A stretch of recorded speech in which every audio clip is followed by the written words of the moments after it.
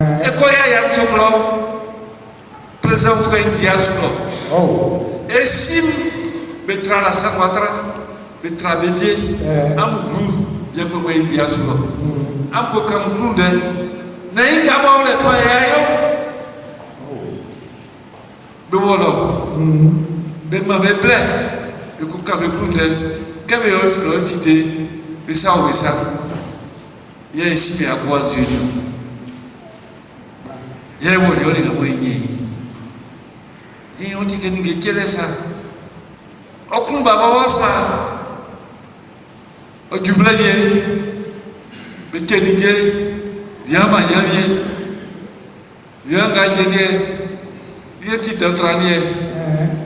Baba samedi ligesa. Savie. Ikono Marie. Olha na moça, só de venir massa, na moça cumparinha venir. Que são de tiso, que são de boa tiso. Oh. Nia, agora nia, olha o toco aí, dampa, como pá, só de meu le. Só o flor de velho todo de babi, que nós assim babi, que nós só não é todo de daí, covioso. Cotiso. E assim se coloca. E quando é mãe, não foi diaso. Eu fidei mais por ele. Ele anza como? E dia uma hora. Não deixa aí não tinha. Bela mal lento de boa. Se ban moi a fie ni de casa aqui dans pas. Organise Jesus. L'embebo boaké. C'est lui qui a mort. Mais après le dans pas dans les bouquets, j'attends le l'italien. Oh. Il y a pas mouillou. Il y a taka. Il y a moi, il y a nos frères. Wadé, ils sont nos il y a écou. Il y a frère nous. Ignon. Ben ouais. Et n'a pas dit bobo, il y a moi yo. Et peut les séminaires soit fournier. Non, il faut ça dans ma imba il faut ça faire voir la santé. Il y a fa goici. Il y a meilleur frère. Après nous dans diamant. Et Dieu a fait. C'est moi yo. Non mais bon. Baba. Ama que le voyez que c'est le grand. Et moi et moi yo. Qu'on a fou à Kangasu. Wa fou à Kangasu. Ré, wa fa fou. O Dieu a fait pas moi suis ré robo. À moi qui va que c'est là. Et voilà moi à moi on continue na oufé. India solo. Et gamwe wama. Ils sont souhaités Dieu. C'est negawe on les font. C'est des violents et toi bien sûr. Mais c'est mais créatif. Ils sont des penguins au clos. De quoi ça y a bien. On a dû faire les francs. Qu'est-ce si oui, ils sont des et on dit blanc. On dirait canton. Quel canton vient me voir faire le wali. D'aoù plombier. Mais tu l'as 30 décembre 2018. Là, baba, il dit, il y a une moitié de coup, on y a bien, annoncé, non, de la mort est caclé. Mais c'est, et si vous voyez, Tiri, ma bosse, ici, frère. Il n'y a pas de mouillou. Il y a ta question, il y a écoute. Il dit à frère nous. Ignon. Ben ouais, écoute. Et n'a pas dit bobo, il y a un yo. Et peut les séminaires soit frère. Non, il faut ça dans ma il faut ça, il faut voir la santé. Il y a pas de ici. Il y a meilleur frère nous. À frère nous dans diamant. Et Dieu a fait. C'est moi yo. Non mais bon. Baba. Ama que le voyez que c'est le camp. Et moi écoute. Et moi, yo, au Dieu a fait pas moi suivi les robots. À moi qui va être serait. Et voilà moi, à moi on est continue na ouvert India solo. Et ngamwe mama, ils sont souhaités Dieu. C'est n'engawe au lefant, c'est de Dieu lefant et trambiasu. Mais c'est Pengmeme au colosso. De quoi ça qui a venu 2018. Ben baba, dit Léon a moitié un Agnoni a bien. Mboato.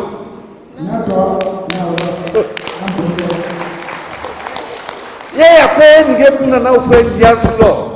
Bagwa zona nge so nge ndato kantom e vule ngi blama o bien be ma be sese pena sese sonde po ba yo e jauna e ko pati ufle e ku baba ni e mo sura muem sura na ufe sura umie mo so de ga mo e nglo nu e ko nyangi se a nyangi ma nkwadio nga mo ikiki 2010 yente diso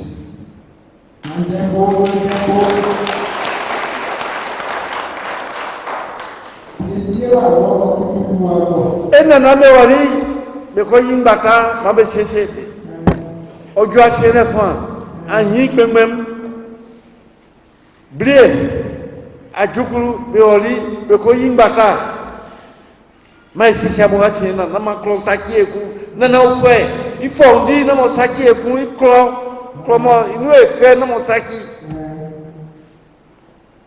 esi won tiri na mbabwambie babwambie jango ofwe mo skutra o jango be soni amnio esi be bo ka be baba me le be jango eku asomo be va to be Dieu que sans pour ça les jango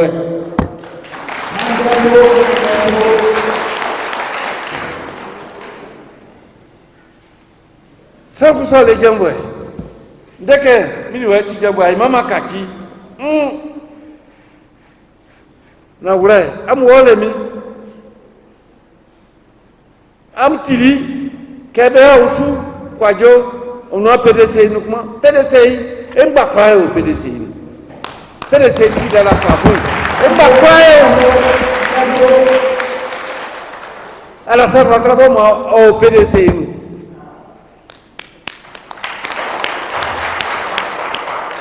oti alodan moya lomo na o fe takalio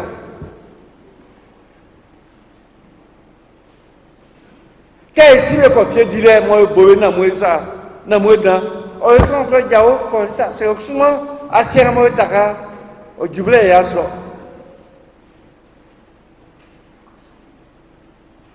bien que si katema usu kwa joao ka flow ke baba be umi ba fasi ka e fatamio ngure e fatamio sans que le fatamio basangé sikati patra sa bien santi patra sika sans couler et facile mieux sika la ja sika la noa sika la ima na sika tio am tio et si metio et ni metio menga mo kemengo esukusuku bakame kwa sukuru kemengo esukusuku et ni me kwa diata kemengo esukusuku et si me kwa fiesu il a mo ekueu monyo campagne penyo e campagne mala san watra nye o le fan ya to yerie o le e ma kwai bla sanyen troka ajeka troka fa kwa nyesu felife di ofuma bye là moi me dis je apprends mais comme je dirais ka bulo sasa kwa bulo davio sanza bulo o sanu pa ku ni radio jabulo kunu iwo mosu pa bulo mo sanu ata yinjun pa wa jabulo ngamo kunu ka man suta pa nya kana le yo sanu yo ye ngoli nyilio linga kana mlega ba skoma su ye nonu bio kana mlega skoma su ye kelo kana mlega ngama osanu pepe wa ngama ondo wa ngama umfukanu yo tidia ni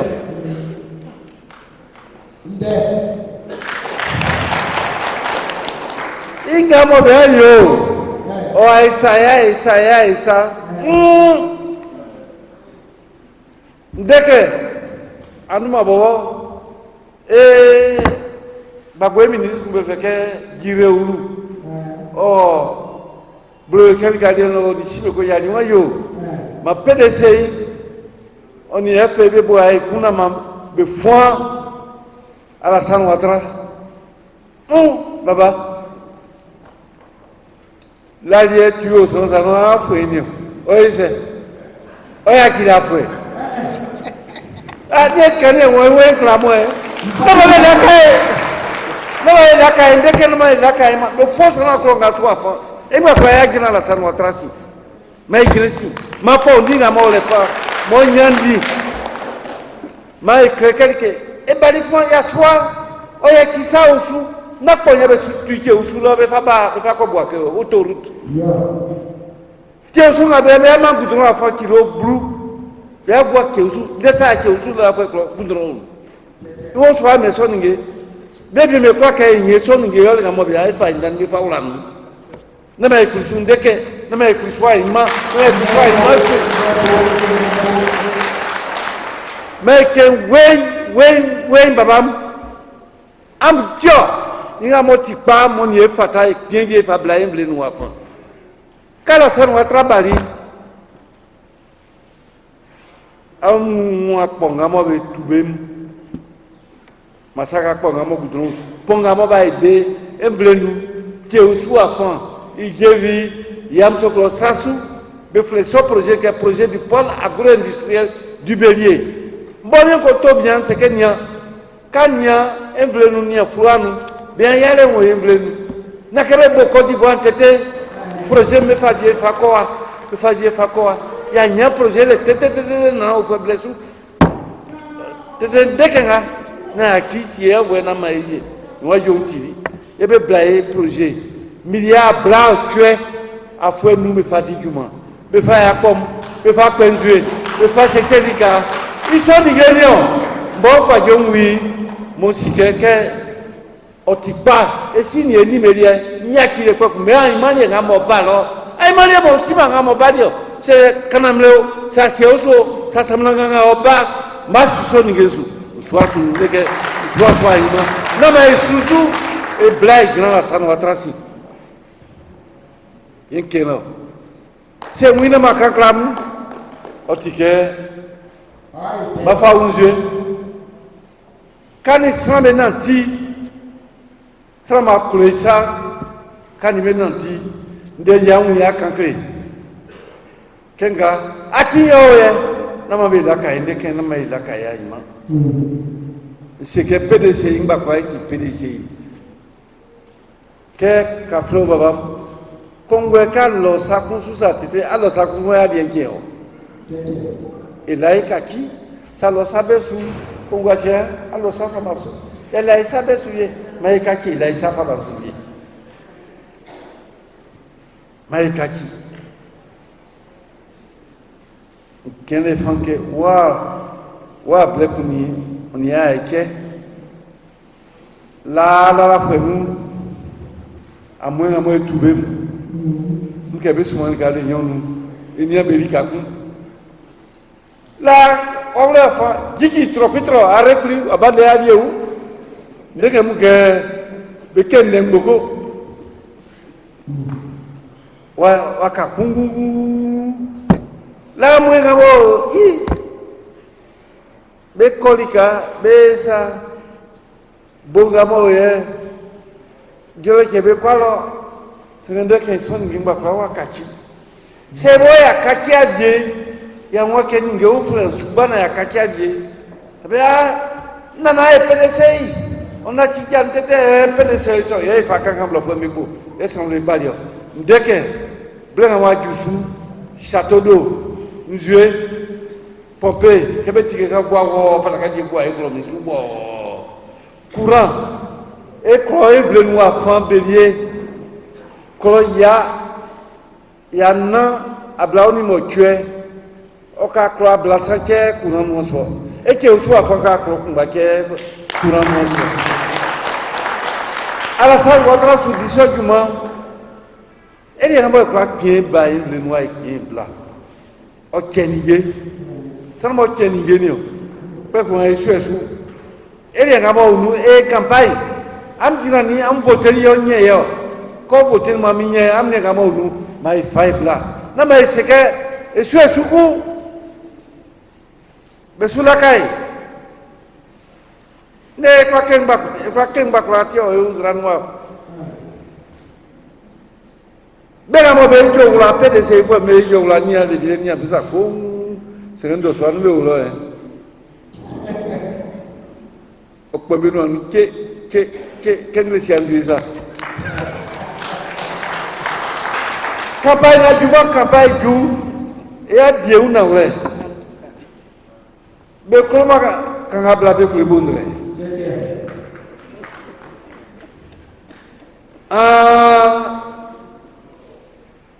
qui a brisé, moi dit à diplôme.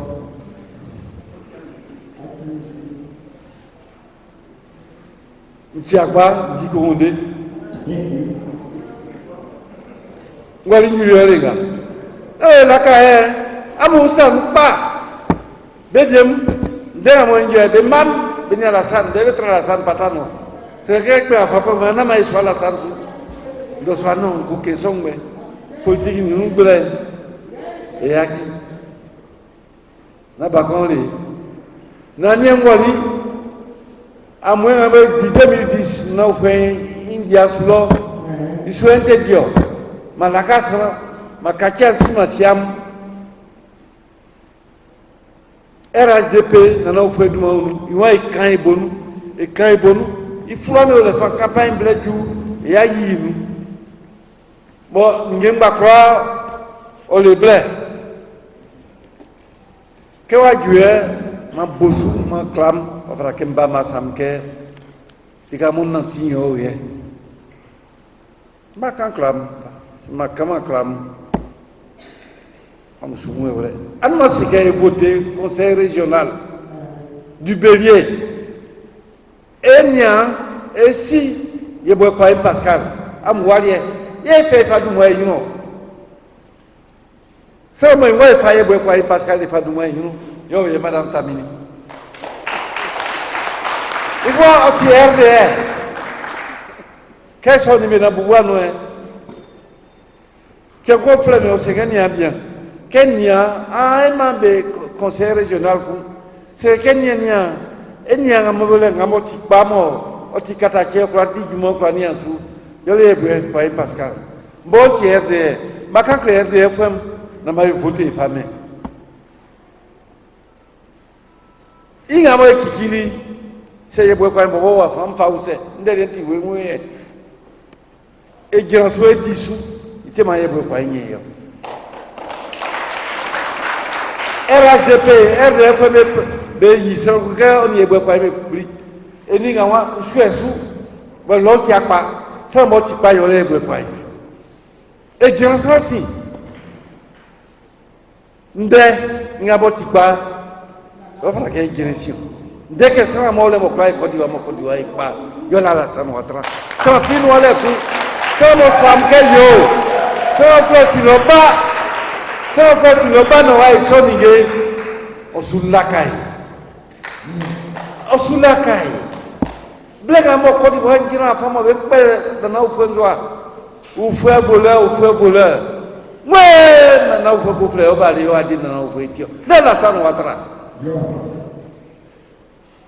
il blesse nous mais ça continue monsieur mais ça continue ça on café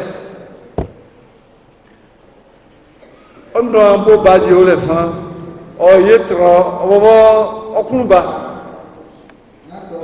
badi au l'éléphant c'est ça o ko sku o tronsana teli.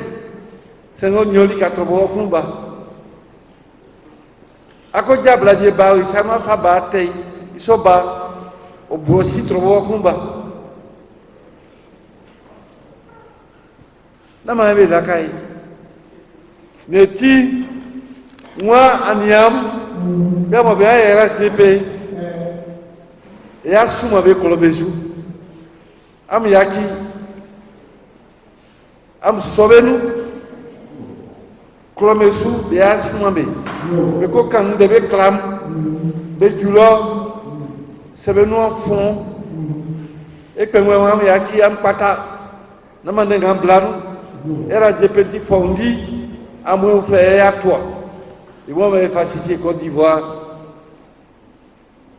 bien encore diriger même niam bien si comme sur que vous quand nous de mon bosu glam te julam sobe nous pas sende ole fa moi flemi bien sous ma ver président la Samatra du manu anuma si beumi nenga tolo wale ni grande affaire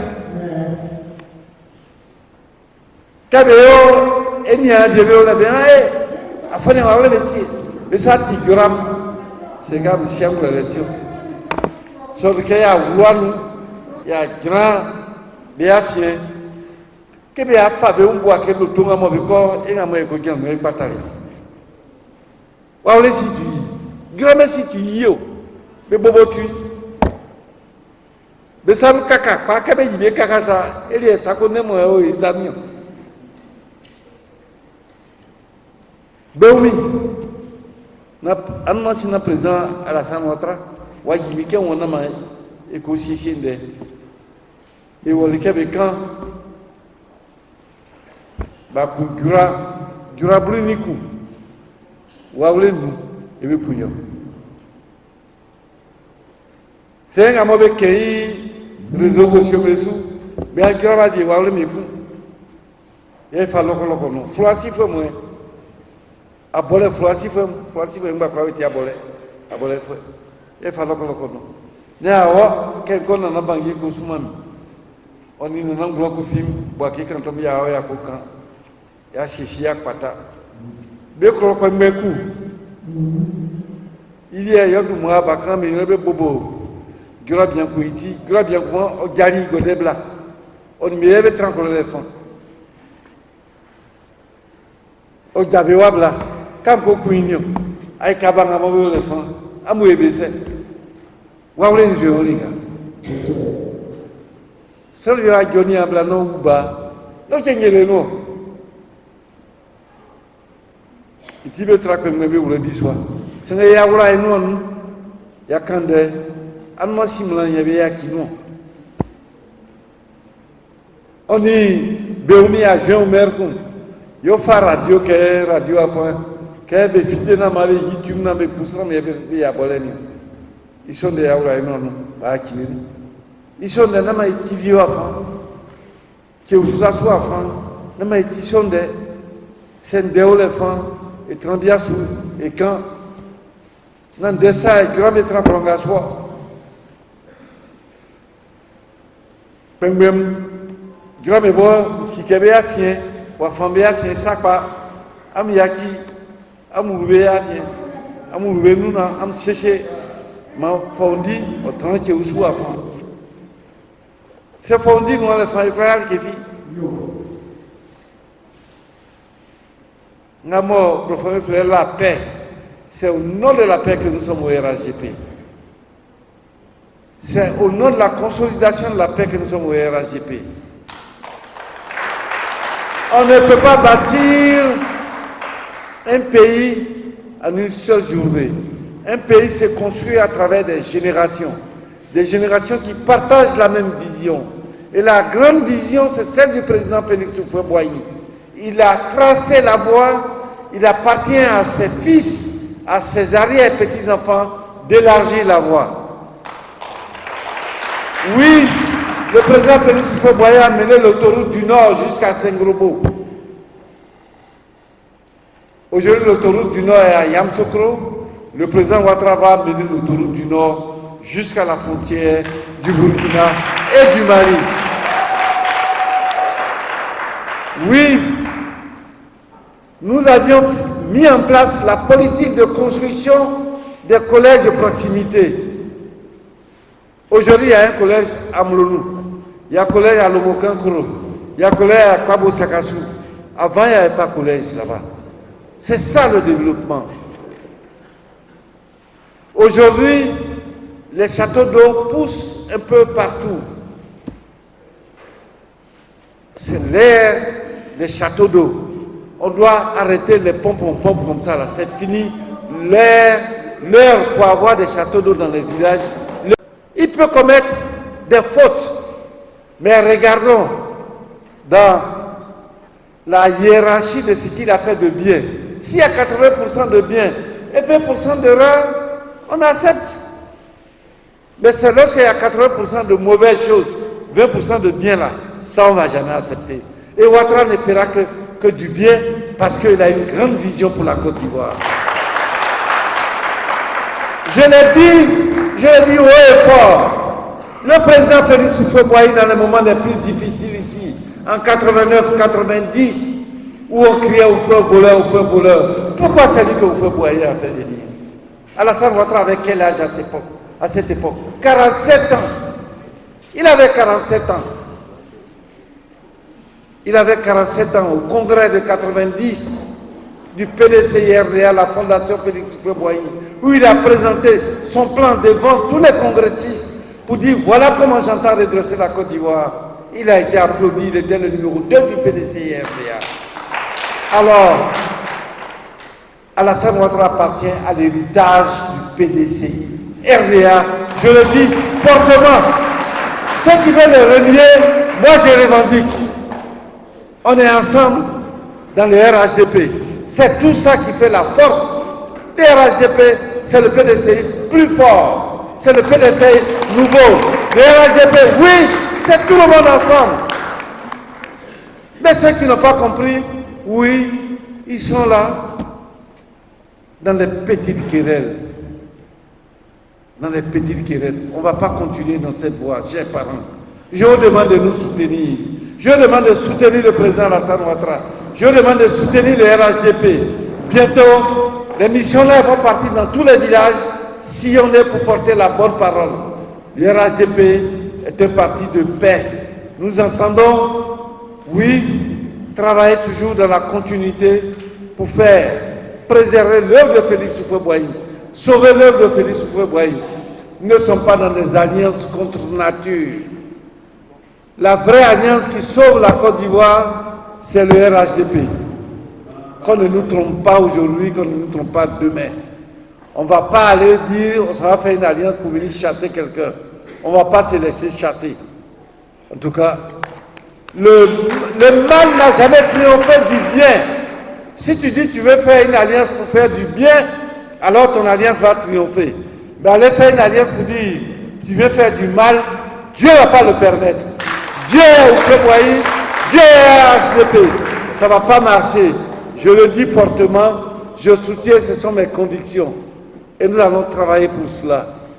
Et nos frères qui n'ont pas encore compris le sens du combat que nous menons, nous leur demandons de venir nous rejoindre pour élargir les bases du RHDP, parce que fondamentalement, le RHDP, c'est la volonté d'Henri Konan Bédié. Oui, le RHDP, c'est la volonté d'Alassane Ouattara. Oui, on ne va pas se renier. Nous allons continuer parce qu'on a pris l'engagement sur la tombe de Félix Houphouët-Boigny. Oui, en novembre 2010, pour dire que désormais on est ensemble. On est ensemble, même si ça ne va pas, on est toujours ensemble. On est dedans pour toujours. On est dedans, même si ça ne va pas, comme le dit Gagui Seri. Nous allons continuer. Nous allons continuer. On est dedans pour toujours. On est dedans, même si ça ne va pas, on est dedans pour toujours dans le RHDP pour que vive la Côte d'Ivoire, vive l'amour, vive la fraternité, vive la paix. Je vous remercie.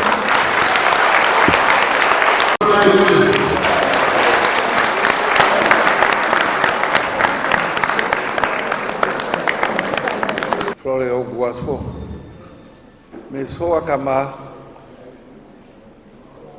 Ofefe, Onyi, Oman Fongo, il m'a souvé, mais il m'a fait. Dans ce qu'on fait, à tout vieux côté, il a offert. Dans le dernier kilo. Alors, si, si vous avez dit, qu'il y a dit, chef canton, chef de village, et moi, je Bali. Il m'a dit que moi, ici, nous avons be asuma mio am du banu wanda be asi nyu be mo be kenkolika be suma mio be suma mi kuma be nyansu be wa katansu am la be asi na juba ma ya bobo jebi ke usu e yako yam sokro tondi jekanu kwasi ko bukanda wawle département ba croya sisu pengwe mo e ko ngbe won mvle ku sa ole foi ke am ko maya ti mo e wulu vle nu sienie poko ti form e kro samu e wulu am vle e wulu am klomesu na mfande mam am boali nklama nyame kuri o mamu alaje o mam jojwe na moya bobo ma wani aima si am fakande ke he li ka ke bobo bebe me atoe atien akpe ipo yo wa ye ndeke wa yo ko di wa mo wa jopo wa ma memo na Germaine et assez. Na David na assez. Na Mini Adjango de assez. Ni a bien beaucoup Léon. On y Begré. Ablaï. Antoine Kwasi. David. Bertin. Et Sila. On y n'y a pas quoi, moi, arrivé à Soumami. Na assez. Et Jolé. Nju flolo kay ba nyamone isano tuno isano messi chileo Germaine David bedou moi so Germaine bo akemba club et il est vraiment baba que go ato mi moi Germaine otikem benu ya o yo wa ko lo bi moi Germaine ko se ngba kra e wo benu ngba kra e bo ali kakuba Esunya nevi anwasi du jevi siku buyandra baba kafo buso yandra ke Côte d'Ivoire ke waye la ke ko benu PDCI ka kumanu ewo otike atona nisa na niole je crois be fité be soulève ko didio be ni ay gire monnaie wa fu fama sulonio nani me ko didinio be banio nana ni me lokro be kube asakadiaye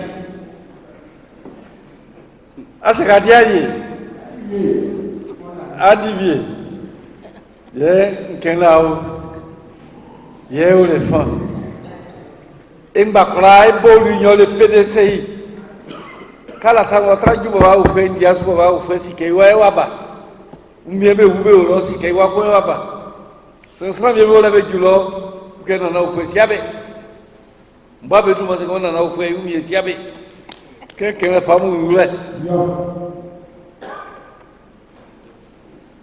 anuma be to kwa so kunjalo o ka chi ma ko je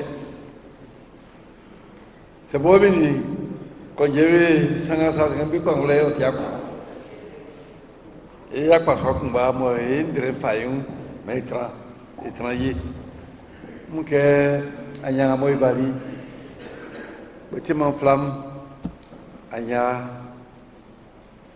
wa vieux comme on va faire sous il y a que le black décembre 7 décembre 2019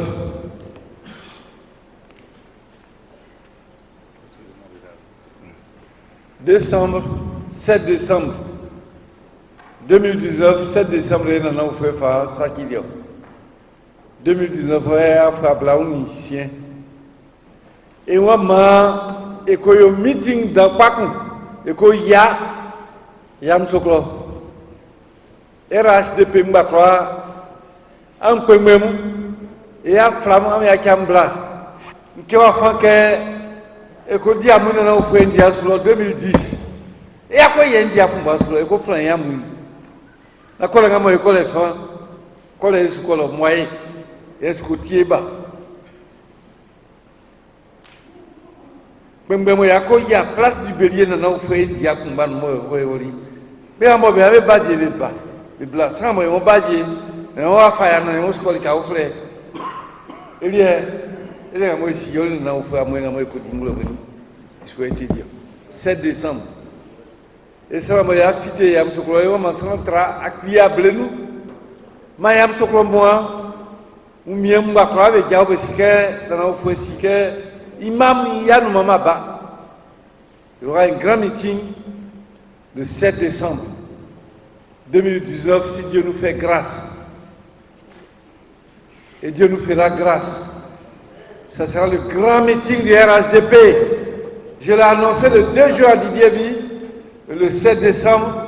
Tous les RHDP, tous les oufetistes, tous ceux qui se reconnaissent en Félix Houphouët-Boigny doivent se réunir là-bas. Nous devons attendre plus de 50 000 personnes pour aller célébrer Félix Houphouët-Boigny, célébrer la gloire de Félix Houphouët-Boigny. Oui. Célébrer l'union des enfants de Félix Houphouët-Boigny. Et je lance un appel à partir de Tébissou, ceux qui ne nous ont pas compris, qui viennent nous rejoindre. Ceux qui disent qu'ils sont fâchés, pardon, qui viennent rejoindre les oufouettistes. Ceux qui ne sont pas contents, qui viennent. Le bonheur se trouve chez les oufouettistes et pas quelque part ailleurs. Arrêtons les aventures. Arrêtons les aventures. Oui, le 7 décembre, à Yamsokro, pour le grand meeting des oufouettistes. C'est le grand Vébaoulé, le grand centre qui organise ce meeting. Et toutes les populations du grand centre seront là-bas. Et nos chefs, nous irons répéter, renouveler le serment. Le serment avec Félix Houphouët-Boigny, le serment de l'au-delà avec Félix Houphouët-Boigny. Et à cette occasion, Houphouët-Boigny va nous parler encore. Il nous délivrera son message. Son message d'où tombe. Son message d'où tombe. Houphouët-Boigny va nous délivrer ce message. Et venez écouter ce grand message. Je voulais, pour clore, pour dire que notre jeune frère, Germain Dry, est nommé directeur exécutif chargé du monde rural. Il faut qu'on l'aide pour qu'il réussisse sa mission. Oui, qu'il réussisse sa mission, parce que de sa réussite, nous tous nous dépendons. C'est le monde rural. Nous sommes un peuple qui travaille la terre. Et donc, c'est lui qui va s'occuper de nous, de tous. Je le disais au cours d'une réunion, nous autres, on prend de l'âge en politique. Demain, ceux qui vont continuer, c'est eux. Il faut préparer la relève. La relève, c'est eux qui vont continuer. Nous autres, on se retire doucement, doucement, pour aussi dire qu'on est des sages d'ici quelques années. Mais il faut laisser la place à plus jeunes. Ça, je lance ce message à bon entendeur. Salut. Je crois que j'ai parlé pour tout le monde comme j'ai parlé pour les vieux. Nos jeunes, j'ai vu que les jeunes sont venus très nombreux. Les jeunes venus de Didier Vie. Que l'histoire que vous êtes là. Merci beaucoup, merci.